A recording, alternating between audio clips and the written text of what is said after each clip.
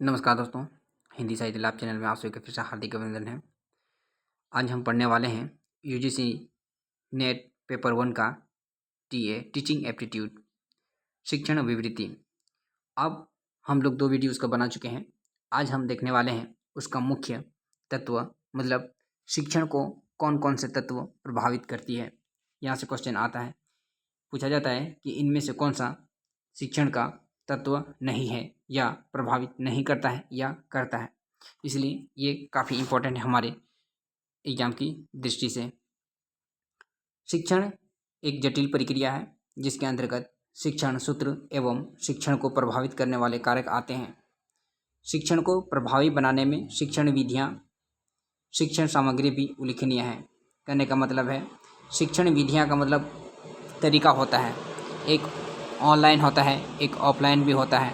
उस चीज़ को शिक्षण की कौन कौन सी विधियाँ होती है, उसके बाद उसको कौन कौन सी उसमें सामग्री आती है। सामग्री का मतलब सामान, जैसे हम लोग स्मार्ट बोर्ड में पढ़ाते हैं, ब्लैक बोर्ड में पढ़ाते हैं, ठीक है। और उसके बहुत सारे तत्व आते हैं, सामान आते हैं, जैसे कलम, पेंसिल, चौक, है ना, कॉपी, पुस्तक आदि। ये सब क्या है? सामग्री है। मन, मस्तिष्क, ज्ञान, आचरण, वातावरण आदि शिक्षण के प्रमुख कारक हैं जो शिक्षक के कार्यों को प्रभावित करते हैं। शिक्षण को प्रभावित करने वाले प्रमुख कारकों में एक शिक्षार्थी की महत्वपूर्ण भूमिका होती है, जो निम्नलिखित बिंदुओं के अधीन समझा जा सकता है। पहला आता है शिक्षण कौशल, मतलब पढ़ाने का स्टाइल, तरीका, टीचिंग स्किल्स। कुछ शिक्षण कौशल व्यक्ति में जन्मजात होते हैं, किंतु अन्य शिक्षण कौशल शिक्षक को ज्ञान द्वारा अर्जित करने होते हैं। शिक्षण को प्रभावी बनाने के लिए कौशल संग्रह होना आवश्यक है। कौशल संग्रह मतलब स्किल। प्रमुख शिक्षण कौशल हैं प्रश्न पूछना, प्रयोग करना, व्याख्यान देना, निदान करना एवं कौशल विश्लेषण करना। करने का मतलब है, एक जैसे एपीजे अब्दुल कलाम कहे हैं कि एक स्टूडेंट का जो संपत्ति होती है वो होती है प्रश्न पूछना, क्यों, कैसे, कब।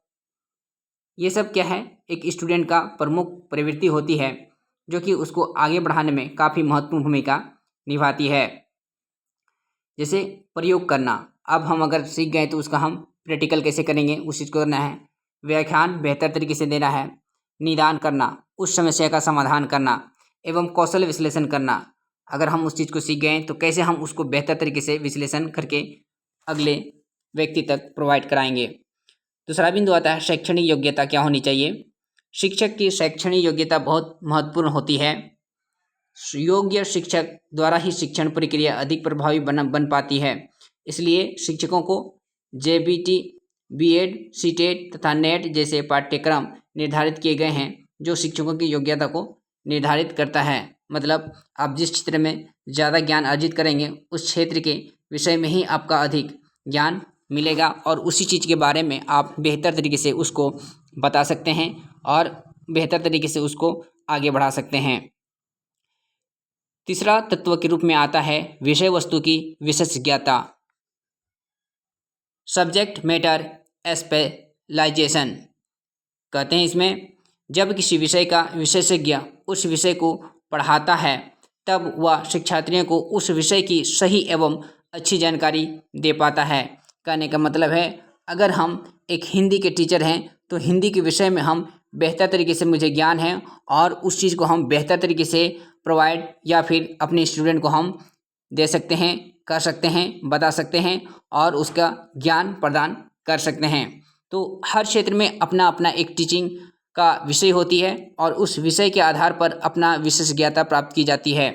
आगे कहता है कि जब वह किसी ऐसे विषय का शिक्षण करता है जिसमें उसने विशेषज्ञता प्राप्त नहीं की है तो वह अपने शिक्षण से शिक्षार्थियों को प्रभावित नहीं कर पाता है और अध्यापन कार्य प्रभावशाली रह जाता है।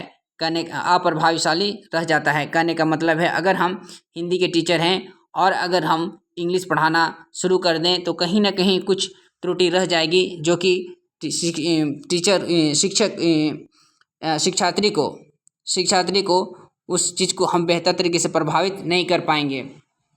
अगला बिंदु कहता है शिक्षक का अनुभव एवं प्रबंधन, ये सब मूल बिंदु है, यही सब आएगा। जैसे अभी तक ये चौथा बिंदु है, चौथा बिंदु ही यहाँ पर आएगा कि क्या शिक्षक का अनुभव एवं प्रबंधन शिक्षण को प्रभावित करने वाले मुख्य तत्वों में आएगा कि नहीं आएगा। 3-4 ABCD करके दे देगा, ई तक दे देगा, और उसमें से 2 ऑप्शन, 3 ऑप्शन, 4 ऑप्शन करके देता है दोस्तों, और यहाँ से छांटने के लिए रहता है। उसमें जब तक इसको हम लोग बारीकी तरीके से, बेहतर तरीके से नहीं पढ़ के रहेंगे, तब तक वहाँ पर छांटना लगभग नहीं के बराबर होता है, क्योंकि सब ऑप्शन वहाँ पर लगता है कि ये भी सही, ये भी सही, ये भी सही है। लेकिन अगर बारीकी तरीके से यहाँ पर एक बार पढ़ के रहेंगे, रिवीजन करके रहेंगे, तो वहाँ पर हम लोग को छांटने में 99% सहूलियत हो जाती है। ठीक है, तो अगला बिंदु क्या है, शिक्षक का अनुभव और प्रबंधन क्या होता है। Teachers experience and management. एक शिक्षक सदैव शिक्षार्थी भी होता है। वह अपने ज्ञान और अनुभव से शिक्षार्थी के प्रश्नों के उत्तर एवं जिज्ञासा को शांत कर पाता है या उससे संतुष्ट कर पाता है। कहने का मतलब है, एक बेहतर शिक्षक रहेगा, जो अनुभव टीचर रहेगा, तो वो क्या करेगा, खुद एक पढ़ते रहेगा और ज्ञान अर्जित करते रहेगा। उससे क्या होगा, उनका ज्ञान भी कम नहीं होगा और साथ ही उनका एक्सपीरियंस भी बढ़ता जाएगा, जिससे ना स्टूडेंट की जिज्ञासाओं को आसानी से वो हल कर पाएगा या फिर शांत कर पाएगा। अगला बिंदु है शिक्षक एवं शैक्षणिक संस्थानों में समन्वय। ठीक है, coordination between teacher and teaching institute, मतलब दोनों के बीच में बेहतर तरीके से तालमेल होना चाहिए, मतलब एक शिक्षक और विद्यालय के बीच में। ठीक है, या इंस्टीट्यूट जो भी कहते हैं शिक्षक अपने अच्छे शिक्षण हेतु स्वतंत्रता वातावरण चाहता है, इसलिए कक्षा का संचालन अपनी सोच के अनुरूप करता है। दूसरी ओर शिक्षण संस्थान शिक्षण पद्धतियों में मानकीकरण सुनिश्चित करने हेतु प्रयासरत होते हैं। कहने का मतलब है, एक टीचर चाहेंगे कि वो जहाँ हम पढ़ाएं वहाँ का जो वातावरण हो वो स्टूडेंट के अनुकूल हो, मतलब पढ़ाने में अच्छा लगे। मतलब जैसे मान लीजिए एक ऐसी जगह में पढ़ाते हैं जहाँ पर कारखाना चलता हो, हाँ, ट्रक चलता हो, जहाँ भाव वाह वाह वाह करता रहा हो, तो वहाँ का पढ़ने का वातावरण स्टूडेंट के लिए सही नहीं रहेगा और उसका संचालन सही तरीके से हो भी नहीं पाएगा, क्योंकि वहाँ का जो शांत वातावरण न मिलने के कारण उसका ध्यान भटक जाता है। तो इसीलिए स्कूल या फिर जो भी कॉलेज होती है उसको चाहता है कि एक शांत वातावरण में तैयार किया जाए या फिर मार्केट से दूर किया जाए। ऐसे में शिक्षक और प्रशासन से अच्छा समन्वय होना चाहिए, मतलब एक शिक्षक और प्रशासन दोनों के नियम में तालमेल बैठना चाहिए, जिससे शिक्षण के समस्त उद्देश्यों की पूर्ति की जा सके। मतलब जो शिक्षण का जो तरीका है उसको हम उस वातावरण में, उस कंडीशन में, उस चीज़ को भली भांति बैठा सके, ताकि शिक्षण प्रणाली में प्रभावी बनाया जा सके या फिर उसको बेहतर तरीके से आगे बढ़ाया जा सके, शिक्षार्थी को सिखाया जा सके। अगला बिंदु कहता है कार्य का विश्लेषण, मतलब हम जो कार्य करते हैं उस चीज़ को हम कैसे एनालिसिस करेंगे और साथ ही कैसे उसको बेहतर तरीके से विस्तार भी करेंगे। शिक्षण की प्रक्रिया में शिक्षक और शिक्षार्थी दोनों ही एक दूसरे के क्या है, प्रभाव डालते हैं। इसमें शिक्षक की भूमिका प्रभाव डालने वाली तथा शिक्षार्थी की प्रभाव ग्रहण करने वाली होती है, मतलब एक दूसरे को प्रभावित करती है। कि मतलब शिक्षक भी होता है कि उसको एक जानने की इच्छा होनी चाहिए और बच्चों को ललायित करने वाले होने चाहिए, और स्टूडेंट भी क्या होता है कि उनको लगना चाहिए शिक्षक को कि हाँ ये शिक्षार्थी जो है वो सीखने में ललायित है ना, उसके प्रति जो क्वेश्चन रहता है हमेशा पूछते रहते हैं। ऐसे में शिक्षक का मूल्यात्मक ज्ञान के कार्य का विश्लेषण करने में योग्यता होनी चाहिए। यह एक प्रकार की शैक्षणिक विशेषता है जो शिक्षण कार्यों को प्रभावित करती है। कार्य के विश्लेषण हेतु पाठ्यक्रम का विश्लेषण शिक्षण के दौरान किए जाने वाले कार्य, प्रकाशन, अनुशासन, पर्यवेक्षण एवं अन्य कार्यों का विश्लेषण किया जाता है। ठीक है, अगला बिंदु कहता है आर्थिक कारक कौन कौन सी होती है। आर्थिक कारक, इकोनॉमिक्स फैक्टर, शिक्षण को प्रभावित करने वाले आर्थिक कारकों में अधिक कारक ज़्यादा प्रभावशाली होता है। यह कारक शिक्षण के प्रत्येक चरण को प्रभावित करता है, क्योंकि शिक्षक का ध्यान भंग आर्थिक समस्याओं का परिणाम होता है। अतः आर्थिक समस्याओं के निदान पर ध्यान दिया जाना चाहिए। विदित हो, मतलब ज्ञात हो कि शिक्षक और शिक्षार्थी दोनों एक दूसरे पर क्या होता है, लागू होता है। कक्ष वातावरण कैसे होना चाहिए, इसमें बताते हैं क्लासरूम इन्वायरमेंट, शिक्षण कार्यों के दौरान शांतिप्रिय वातावरण का रहना नितांत आवश्यक है, मतलब अति आवश्यक है। बिना शांतिप्रियता के शिक्षण कार्यों में न केवल बाधा पहुंचती है बल्कि शिक्षार्थी भी अधिगम करने में समस्या महसूस करती है।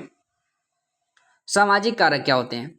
सामाजिक कारक, सामाजिक सोशल फैक्टर, ये भी काफ़ी इंपॉर्टेंट है उसके तत्वों को, मतलब शिक्षण तत्वों को प्रभावित करने के लिए। सामाजिक प्रथाएं एवं रूढ़ियां भी शिक्षण कार्यों को प्रभावित करती है। जैसे अमुक दिवस को शिक्षण कार्य नहीं किया जाना चाहिए, है ना, अमुक समय में शिक्षण कार्य अशुभ होता है आदि। अतः सामाजिक रूढ़ियों और प्रथाओं से ऊपर उठकर शिक्षण कार्य किया जाना चाहिए। कहने का मतलब है, मान लीजिए अमुक समय, मतलब कहा जाता है कि ये दिन से पढ़ाई स्टार्ट करनी चाहिए, वो दिन से स्टार्ट करनी चाहिए, लेकिन ऐसा कुछ होता नहीं है ना। जब हम अपना काम स्टार्ट करें उसी समय से शुभ माना जाता है। मतलब कहने का मतलब है, अगर आप अपना आत्मा शुद्ध करके कोई भी कार्य करते हैं तो उसमें कुछ भी अपशगुन या फिर गलत नहीं होता है।